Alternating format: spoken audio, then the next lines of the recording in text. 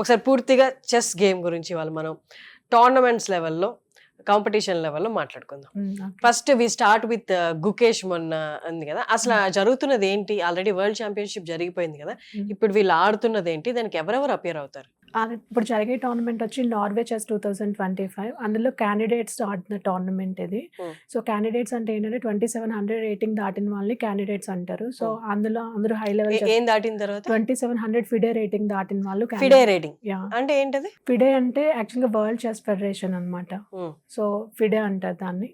So ఆ rating దాటిన వాళ్ళు క్యాండిడేట్స్ అంటారు. వాళ్ళు ఆడే టోర్నమెంట్ ఇవి చెస్ నార్వే చెస్ 2025 కానీ క్యాండిడేట్స్ టోర్నమెంట్ కానీ జరుగుతూ ఉంటాయి. ఆ రేటింగ్ అనేది నెంబర్ చెప్పారు కదా, అది ఎంత ఉండాలన్నారు? 2700. అది ఎలా డిసైడ్ చేస్తారు? అంటే ఫస్ట్ ఏంటంటే ఫిడే రేటింగ్ ఇచ్చేటప్పుడు ఏంటంటే ఇప్పుడైతే ప్రస్తుతం 1400 ఫిక్స్ చేశారు. సో 1400 నుంచి ఆడుతూ వెళ్తూ ఉంటే కనుక రేటింగ్ ఇప్పుడు మనకంటే హయ్యర్ రేటెడ్ మీద విన్ అయితే కనుక పాయింట్స్ పెరుగుతాయి. అంటే మనం ఉండే K20 K14 అనే ఫ్యాక్టర్ ఉంటుంది అనమాట. సో ఇప్పుడు అండర్ 18 ఇయర్స్ ఎవరైతే ఉంటారో వాళ్ళు K40లోకి వస్తారు అనమాట. సో అలాగే 2300 రేటింగ్ బిలో ఉన్న వాళ్ళు కూడా K40లోనే ఉంటారు. ఒక వన్స్ 2300 దాటిన తర్వాత అండర్ 18 ఉన్నా సరే వాళ్ళు K20లోకి వెళ్తారు అనమాట. సో అది కాకుండా మామూలుగా మిగిలిన వాళ్ళందరికీ ఏంటంటే K20 అప్లై అవుతుంది. K20 ఏంటంటే 20 పాయింట్స్, K14 అంటే 40 పాయింట్స్. సో 40 పాయింట్స్లో ఏంటంటే విన్ అయితే 35-36 పాయింట్స్ పెరుగుతాయి. హయ్యర్ రేటెడ్ 100 పాయింట్స్ కంటే ఎక్కువ ఉన్న వాళ్ళ మీద విన్ అయితే ఆ పాయింట్స్ పెరుగుతాయి. అలాగే ఓడిపోతే కూడా 100 పాయింట్స్ తక్కువ ఉన్న వాళ్ళ మీద ఓడిపోతే ఆ 35 పాయింట్స్ మైనస్ అవుతాయి అనమాట.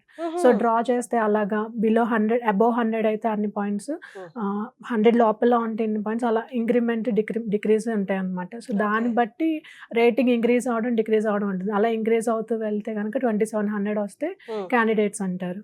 సో అలా ఇప్పుడు ఈ క్యాండిడేట్స్ అందరూ ఎలిజిబుల్ టోర్నమెంట్స్ అంటే అన్ని కంట్రీస్ లో టోర్నమెంట్స్ ఆడడానికి.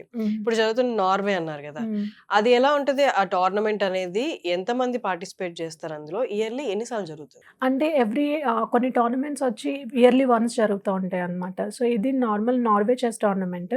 అది కాకుండా వచ్చి ఏంటంటే మామూలుగా వరల్డ్ ఛాంపియన్షిప్ కానీ, ఫిడే వరల్డ్ కప్ కానీ, అలాగే గ్రాండ్ ప్రిక్స్ సిరీస్ కానీ జరుగుతూ ఉంటాయి. సో దాన్ని గ్రాండ్ ప్రిక్స్ అనేది సర్కిల్లో ఉంటుంది అనమాట. సో ఒక టోర్నమెంట్లో ఎంతమంది ఆడుతున్నారు, మళ్ళీ వాళ్ళు మిగిలిన సర్కిల్లో ఎన్ని పాయింట్స్ స్కోర్ చేస్తారు, ఎవరికైతే ఎక్కువ వస్తే అదొకటి. వరల్డ్ కప్ ఎవరెవరితో ఆడుతున్నారు అట్లా అన్ని టోర్నమెంట్స్ ఉంటాయి. ఒక గేమ్ లో గెలిచిన వాళ్ళు నెక్స్ట్ వాళ్ళతో హైయర్ లెవెల్ వాళ్ళతో ఆడతారా ఎట్లా? అంటే ఒకసారి ఒక చోట జరుగుతుంది ఫిడే గ్రాండ్ ప్రిక్స్, ఇంకోసారి ఇంకో చోట, మొత్తం అందరికి కలిపి ఎవరికి ఎక్కువ పాయింట్స్ వస్తే వాళ్ళని సెలెక్ట్ చేస్తారు. ఒక చోట అంటే వేరే కంట్రీ వేరే ప్లేస్ లో జరుగుతూ ఉంటుంది అనమాట.